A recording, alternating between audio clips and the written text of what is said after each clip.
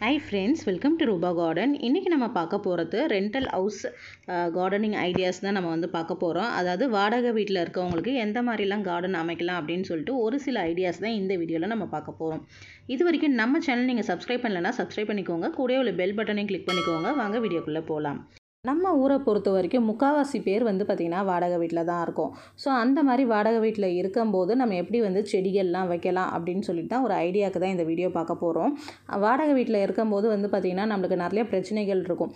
பிரச்சனைகள்னு வந்து பார்த்திங்கன்னா பெருசாக இருக்காது, ஒரு சில பேருக்கு தான் இருக்கும்.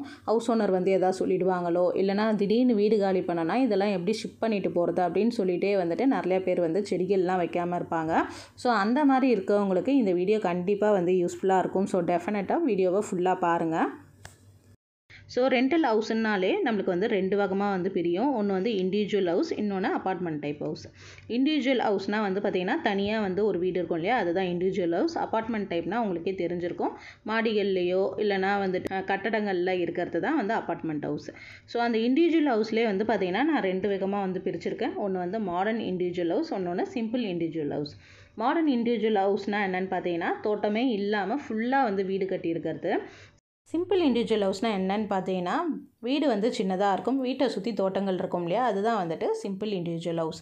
ஸோ இந்த சிம்பிள் இண்டிவிஜுவல் ஹவுஸில் வந்து பார்த்திங்கன்னா ஏற்கனவே ஹவுஸ் ஓனரோ இல்லை இதுக்கு முன்னாடி இருந்தவங்களோ வந்து பார்த்திங்கன்னா மரங்கள் வந்து வச்சுருக்கலாம். மரங்கள் வந்துட்டு முக்கியமாக வந்துட்டு எல்லா வீட்லேயும் இருக்கிறது வந்து பார்த்திங்கன்னா தென்னை மரங்கள் வைப்பாங்க. தென்னை மரத்துக்கு அடியில் வந்து நீங்கள் எந்த செடி வச்சாலும் சரியாக வராது. ஸோ அந்த மாதிரி தென்னை மரங்களோ இல்லைனா வந்துட்டு மாமரங்களோ சப்போட்டா மரமோ இந்த மாதிரி மரத்தோட நிழலில் வந்து பார்த்திங்கன்னா உங்களால் பெருசாக எந்த ஒரு செடியுமே வைக்க முடியாது, வச்சாலும் சரியாக காய்க்காது, பூக்காது. ஸோ அதை வந்து அவாய்ட் பண்ணிக்கிறது நல்லது. இல்லை எனக்கு வந்துட்டு ஏதாவது ஒன்று வைக்கணும் அப்படின்னு நினச்சிங்கன்னா நீங்கள் வந்து வெத்தலை இல்லைனா திப்பிலி இந்த மாதிரி செடிகளை வந்துட்டு நீங்கள் தென்னை மரத்துக்கு அடியில் வைக்கலாம், நல்லாவே வரும். பட் நீங்கள் வீடு ஷிஃப்ட் பண்ணும்போது எடுத்துகிட்டு போக முடியாது. அது உங்களுக்கு ஓகேனா நீங்கள் வந்து வச்சுக்கலாம். அடுத்தது நம்ம வந்துட்டு கண்டிப்பாக வந்து ஒரு அலோவேரா செடியாவது வீட்டில் இருக்கணும். அதே மாதிரி முருங்கைக்கீரை இருக்கணும். முருங்கைக்கீரை வந்துட்டு உங்களுக்கு இடம் இருந்ததுன்னா நீங்கள் வந்துட்டு தரையிலே வச்சுக்கலாம். இல்லைனா 15x15 க்ரோ பேக்கில் வந்துட்டு ஒரு விதை வந்து போட்டு விடுங்க. முருங்கை விதை, செடி முருங்கை விதை இருக்குல்லையா, அதை வந்து போட்டு விடலாம். அதுவுமே வந்து நல்லா வளரும். நீங்கள் வந்து வாரத்துக்கு உங்களுக்கு உடைக்க கண்டினியூஸாக வந்து கீரை இருந்துக்கிட்டே இருக்கும். அதுக்கப்புறம் எல்லா வகை கீரையுமே நீங்கள் வந்து தோட்டத்தில் வந்து போடலாம். செடி இல்லைனா வந்து கருவேப்பிலை செடி, இதில் வந்து உங்களுக்கு எது விருப்பமோ அதை வந்து வச்சுக்கலாம். கண்டிப்பாக வந்து செம்பருத்தி செடியை வந்து வீட்டில் வச்சுக்கோங்க. செம்பருத்தியும் வந்து பார்த்திங்கன்னா உங்களுக்கு தரையில் வைக்க இடம் இருந்ததுன்னா வச்சுக்கலாம், இல்லைனா 15x15 க்ரோ பேக்லேயும் வச்சுக்கலாம். அடுத்தது உங்களுக்கு காய்கறிலாம் விருப்பமாக இருக்குது, காய்கறி செடிகள் தான் வைக்கணும்னு விருப்பப்பட்டிங்கன்னா கத்திரி, வெண்டை, பச்சை மிளகாய், தக்காளி இந்த மாதிரி காய்கள்லாம் போட்டுக்கலாம். மீதி வந்து அதிகப்படியான வேறு எந்த காயும் போட தேவையில்லை. இடம் இருந்ததுன்னா கொடி காய்கள்லாம் கூட போட்டுக்கலாம். ஸோ இதுதான் வந்து பார்த்திங்கன்னா ஒரு சின்ன வீட்டை சுற்றி தோட்டம் இருக்க இடத்துல வந்துட்டு இந்த மாதிரி காய்கள்லாம் போட்டுக்கலாம். இல்லை நான் வந்து மரம் வைக்க போகிறேன் அப்படின்னிங்கன்னா வாழை மரம் வந்து வைக்கலாம், இல்லைனா வந்து பப்பாயா வைக்கலாம். இந்த வாழையும் பப்பாயாவும் வந்து பார்த்திங்கன்னா அதோட காலம் வந்துட்டு 11 மாதத்துலேருந்து 12 மாதம் தான். ஸோ நீங்கள் அந்த வீட்டில் இருக்கும்போதே அந்த வாழையும் பப்பாயாவும் யூஸ் பண்ணிக்க முடியும். ஸோ அதனால் கண்டிப்பாக வந்துட்டு இந்த மாதிரி மரமாக சூஸ் பண்ணி வைங்க. அடுத்தது மாடர்ன் ஹவுஸ்க்கு வரலாம். மாடர்ன் ஹவுஸில் வந்து பார்த்திங்கன்னா ஃபுல்லுமே வந்து பில்டிங் தான் இருக்கும், இடங்கள் வந்து செடி வைக்கிறதுக்கு இருக்காது. அந்த மாதிரி இருக்க வீட்டில் வந்து எந்த மாதிரி செடி வைக்கலான்னு பார்த்தீங்கன்னா நீங்கள் வந்து செடிகள் வந்து ஹேங் பண்ணி வச்சுக்கலாம், இல்லைனா வெர்டிகல் கார்டன் வந்து போட்டுக்கலாம். ஸோ இது ரெண்டுமே வந்து உங்களுக்கு ரொம்பவே யூஸ்ஃபுல்லாக இருக்கும். ஒரு சில பேர் வந்து பார்த்திங்கன்னா ஜாப் கோவர்ஸாக இருப்பீங்க, அவங்களுக்கு வந்து டைமே இருக்காது, செடி மட்டும் வைக்கணும்னு ஆசை இருக்கும், பட் டைம் இருக்காது. அவங்களாம் என்ன பண்ணலான்னு பார்த்தீங்கன்னா ஆர்னமெண்டல் பிளான்ட் வந்து போய்க்கலாம். ஆர்னமெண்டல் பிளான்ட்டோ இல்லைனா வந்து மூலிகை தாவரத்துக்கோ வந்து போய்க்கலாம். அதுக்கு வந்து பெருசாக எந்த ஒரு மெனக்கிடுதலும் இருக்காது. ஸோ நீங்கள் வந்துட்டு வெறும் தண்ணி மட்டும் ஊற்றினாலே போதும், ஒரு 2 days ஒன்ஸ் ஊற்றினா போதும். ஸோ அந்த மாதிரி பிளான்ட்ஸ் வந்து நீங்கள் செலக்டடாக வந்து வளர்த்துக்கலாம். இதை நான் ஸ்பெசிஃபிக்காக சொல்கிறேன்னு பார்த்தீங்கன்னா நம்ம வந்துட்டு ஒரு 1/2 hour ஆகுது தோட்டத்தில் வந்து ஸ்பெண்ட் பண்ணுற மாதிரி இருக்கும். டெரஸ்லேயே வந்து எனக்கு இடம் இருக்குது, அங்கே வச்சா ஒன்றும் ப்ராப்ளம் இல்லைன்னா நீங்கள் வந்து வச்சுக்கலாம். ஒரு சில வீட்டில் வந்து பார்த்திங்கன்னா தரை வந்து கசியும், அதுக்கப்புறம் அழுக்காயிடுச்சுன்னா ஹவுஸ் ஓனர்ஸ் வந்து திட்டுவாங்க. ஸோ அதனால் அந்த மாதிரி கசிகிற இடத்துலையும் அதுக்கப்புறம் வந்து அழுக்காயிடுச்சுன்னா ஏதாவது ப்ராப்ளம்ஸ் வர இடத்துலையே மட்டும் நீங்கள் வந்து அவாய்ட் பண்ணிக்கலாம். அவங்க வந்து ஹேங்கிங் பிளான்ட்டே வச்சுக்கலாம். அந்த மாதிரி ப்ராப்ளம்ஸ்லாம் இல்லாதவங்க வந்து எந்த மாதிரி வைக்கலான்னு பார்த்தீங்கன்னா 2-3 ஐடியாஸ் இருக்குது. இதில் எது உங்களுக்கு கிளிக் ஆகுதோ வந்து யூஸ் பண்ணிக்கோங்க. க்ரோ பேக் வந்து வாங்கிக்கோங்க. ஃபஸ்ட்டு நீங்கள் ஆரம்பிக்கும் போது ஒரு 5லேருந்து 10 க்ரோ பேக் போதும். 12x12 வந்து 5, அதுக்கப்புறம் 15x15 வந்து 5 வாங்கிக்கோங்க. 12x12 வந்து கீரை வகைகள்லாம் போடுறதுக்கு வந்து யூஸ் பண்ணிக்கோங்க. இல்லைனா ஒரே ஒரு செடி வைக்கிறதுக்கு யூஸ் பண்ணிக்கோங்க. அதே மாதிரி 15x15 வந்து கத்திரி, வெண்டை இந்த மாதிரி காய்கள்லாம் வந்து போடுறதுக்கு வந்து யூஸ் பண்ணிக்கோங்க.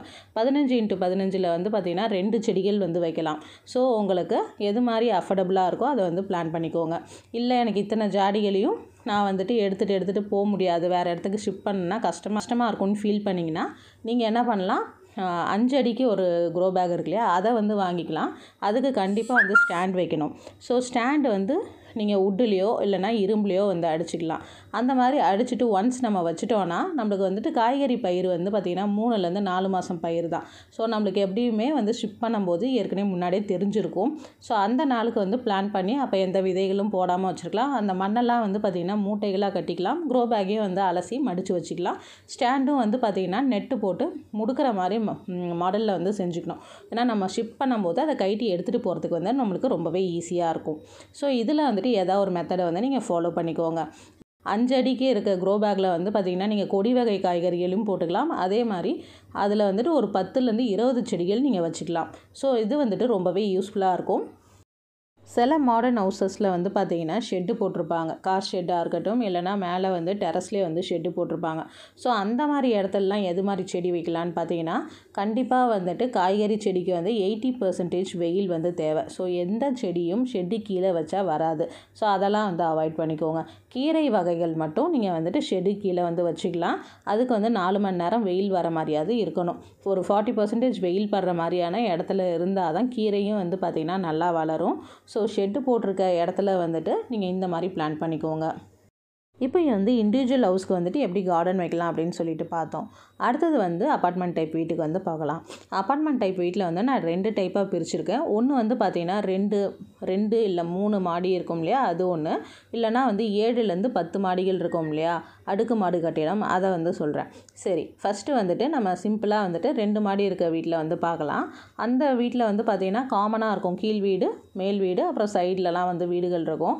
ஸோ அந்த இடத்துல வந்துட்டு நம்மளால் செப்பரேட்டாக வந்து டெரஸில் வந்து செடிகள் வைக்க முடியாது. நம்ம வீட்டு வாசலில் வந்துட்டு லைட்டாக கொஞ்சமாக இடம் இருக்கும், இல்லை பால்கனி இருக்கும். பால்கனியோ இல்லை வீட்டு வாசலில் இடம் இருக்கும்போது என்ன பண்ணலான்னு பார்த்தீங்கன்னா, அந்த இடத்த வந்து யூட்டிலைஸ் பண்ணி நம்ம வந்து பிளான்ட்ஸ் வச்சுக்கலாம். கண்டிப்பாக இந்த மாதிரி இடத்துல வந்துட்டு நம்மளால் அதிகப்படியாக செடி வைக்க முடியாது. ஸோ வந்து ஒரு 5 க்ரோ பேக் வந்து போதும். 5 க்ரோ பேக்லேயும் நம்மளுக்கு யூஸாக என்ன இருக்குமோ அதை வந்து பார்த்து வச்சுக்கணும். கண்டிப்பாக வந்து ஒவ்வொரு வீட்லேயும் வந்து ஆலோவேரா இருக்கணும். ஆலோவேரா வந்து காற்றை சுத்தப்படுத்தக்கூடிய செடி, ஏர் பியூரிஃபையிங் பிளான்ட். இந்த மாதிரி அப்பார்ட்மெண்ட் டைப்பில் இருக்கும்போது இந்த மாதிரி ஏர் பியூரிஃபையிங் பிளான்ட்லாம் நிறையா வந்து வைக்கலாம். வீட்டுக்குள்ளேயும் வந்து நிறையா வச்சுக்கலாம். இந்த ஆர்கிட் பாம், அப்புறம் ஜேடு, இந்த மாதிரி செடிகள்லாம் வச்சுருக்கலாம். அப்புறம் புதினா, இதெல்லாம் வச்சுக்கலாம். கீரையோ இல்லை பசலைக்கீரையோ, வெந்தயக்கீரை, இதெல்லாம் வந்து பார்த்திங்கன்னா நம்மளுக்கு சீக்கிரம் வந்துட்டு அறுவடை கிடைக்கும். முருங்கைக்கீரை வந்து வருஷத்துக்கும் இருக்கும். இல்லை எனக்கு வெஜிடபிள்ஸ் தான் வேணும்னா நீங்கள் வந்துட்டு ஒரு ஃபேமிலிக்கு ஒரு 2லேருந்து 3 பேர் இருக்கீங்கன்னா 2 மிளகாய் செடி, கத்திரி செடி, வெண்டை செடி, இது மட்டும் வைங்க. மீதி எதுவும் பெருசாக வந்து போக தேவையில்லை. இதெல்லாமே வந்து பார்த்திங்கன்னா உங்களுக்கு ரெகுலராக வந்துட்டு காய் கிடைக்கும். கத்திரி செடி வந்து ஒன்ஸ் நீங்கள் ஒரு தடவை தான் வைக்க போகிறீங்க. வருஷத்துக்கு ஒரு தடவை வச்சாலே அது வந்து கண்டினியூஸாக வந்து காய் கொடுத்துக்கிட்டே இருக்கும். இதுக்கு நீங்கள் சூஸ் பண்ணுற பேக் மட்டும் 15x15 சூஸ் பண்ணிக்கோங்க. வெண்டைக்காய் வந்து பார்த்திங்கன்னா ஒரு நாள் விட்டு ஒரு நாள் பறிக்கலாம். 1-2 காய் தான் பறிக்கணும். ஸோ அதனால் நீங்கள் 15x15 வந்துட்டு 2 பேக்காக வந்து வெண்டைக்காய் போட்டுக்கோங்க. ஒரு பேக்குக்கு வந்து 2 வெண்டைக்காய் செடின்ற மூலம் 4 வெண்டைக்காய் செடி வந்து வச்சுக்கோங்க. ஒரு மிளகாய் செடி வந்து வச்சுக்கோங்க. தக்காளிலாம் வந்து தேவைப்படாது. நீங்கள் அதெல்லாம் அவாய்ட் பண்ணிவிட்டு வெங்காயம் வந்து போடுங்க. வெங்காயம் எதுக்காக போடுறோன்னா, நம்ம வெங்காயம் வந்து பிடுங்கி எடுக்க போகிறதில்ல. அந்த வெங்காயத்தாள் இருக்கு இல்லையா, அதை வந்து யூஸ் பண்ணிக்கலாம். ரெகுலராக வந்து கட் பண்ணி அதை சட்னி செய்யும் போதோ இல்லை சேலட் செய்யும் போதோ ஏதோ ஒன்று ஃபார்மேட்டில் வந்து வெங்காயத்தாள் வந்து யூஸ் பண்ணிக்கலாம். வெங்காயத்துக்கு பதில் நீங்கள் வெங்காயத்தாளே கூட யூஸ் பண்ணி சாம்பார்லாம் வைக்கலாம். வெங்காயமே இல்லை கிடைக்கலன்ற பட்சத்தில் நீங்கள் வெங்காயத்தாளை வந்து போட்டு சாம்பாரோ பொரியலோ எது வேணால் செய்யலாம். அதே வெங்காய ஃப்ளேவர்லேயே தான் இருக்கும். ஸோ அதை வந்து வைங்க. அடுத்தது அடுக்குமாடி கட்டடத்தில் இருக்கவங்க வந்து எந்த மாதிரி கார்டன் வைக்கலான்னு சொல்லிட்டு பார்க்கலாம். அவங்களுக்கு வந்து பார்த்திங்கன்னா எப்படியும் வந்து பால்கனி இருக்கும். ஸோ பால்கனியில் வந்துட்டு ஒரு சில ஹேங்கிங் பிளான்ட்ஸ் வந்து மாட்டிக்கலாம். அதே மாதிரி அந்த காம்பவுண்ட் சுற்றி வந்துட்டு அந்த கிரில் போட்டிருக்கோம் இல்லையா, அதை சுற்றி வந்துட்டு ஏதாவது க்ரோ பேக்கோ இல்லை ஜாடிகள் கூட வந்து பார்த்திங்கன்னா நல்ல நீட்டமாக இருக்குது. ஸோ அதில் வந்து 2 வந்து வச்சுக்கலாம். இடமும் வந்து நம்மளுக்கு ஆக்குப்பை பண்ணாமல் இருக்கும். ஸோ நம்மளுக்கு கார்டனும் வச்ச மாதிரி இருக்கும். அந்த மாதிரி வச்சுட்டு உங்களுக்கு என்ன பிளான்ட்ஸ் வந்து பிடிக்குதோ அதை வந்து வச்சுக்கலாம். ஃப்ளவர் பிளான்ட்டாக இருக்கலாம், இல்லைனா வெஜிடபிள் பிளான்ட்ஸாக இருக்கலாம். ஏன்னா அந்த இடத்துல வெயில் வர மாதிரினா உங்கள் விருப்பப்படி எந்த செடிகள் ஒன்றா வச்சுக்கலாம். அதே மாதிரி அப்பார்ட்மெண்ட் டைப்பில் இருக்கவங்க வந்துட்டு கண்டிப்பாக ஒவ்வொரு ரூம்லேயும் ஒவ்வொரு ஏர் பியூரிஃபைங் பிளான்ட் வைக்கணும். அப்பார்ட்மெண்ட் டைப்பில் வந்து பார்த்திங்கன்னா அட்டாச் பாத்ரூம் இருக்கும். ஸோ அந்த ஏர் சர்க்குலேஷன் அந்த ரூம்குள்ளே தான் சுற்றிக்கிட்டே இருக்கும். ஸோ அதை அவாய்ட் பண்ணுறதுக்காக, அந்த காற்றை வந்து சுத்தப்படுத்துறதுக்காக ஒவ்வொரு ரூம்லேயும் ஏர் பியூரிஃபைங் பிளான்ட் வைக்கிறது ரொம்பவே நல்லது. இண்டிவிஜுவல் ஹவுஸோ இல்லைனா அப்பார்ட்மெண்ட் டைப்போ எதுவாக இருந்தாலும் பிகினராக இருந்தீங்கன்னா இப்போதைக்கு என்னென்ன வருமோ கீரை வகைகள்லாம் வந்துட்டு செலக்ட் பண்ணி போட்டுக்கோங்க. வெந்தயக்கீரை, புதினா இந்த மாதிரிலாம் போடுங்க. கண்டிப்பாக வந்துட்டு கொத்தமல்லியை வந்து அவாய்ட் பண்ணிக்கோங்க. ஏன்னு பார்த்தீங்கன்னா கொத்தமல்லி வந்துட்டு பிகினருக்கு கொஞ்சமே சொதப்போம். ஸோ அதை வந்து அவாய்ட் பண்ணிவிட்டு மீதிலாம் வந்துட்டு நான் சொன்ன மாதிரி ஃபாலோ பண்ணிக்கோங்க. இந்த சீசனுக்கு உங்கள் கார்டன் ரொம்பவே சூப்பராக வரும். டெஃபினட்டாக இதெல்லாம் வந்து ட்ரை பண்ணி பாருங்கள். நீங்கள் வந்துட்டு ரெண்டல் ஹவுஸில் இருக்கீங்களா, எந்த மாதிரி கார்டன் வச்சுருக்கீங்க அப்படின்னு சொல்லிட்டு மறக்காமல் கமெண்ட் பாக்ஸில் தெரிவிங்க. வரக்கூடிய நண்பர்கள் அதை பார்த்து தெரிஞ்சுப்பாங்க.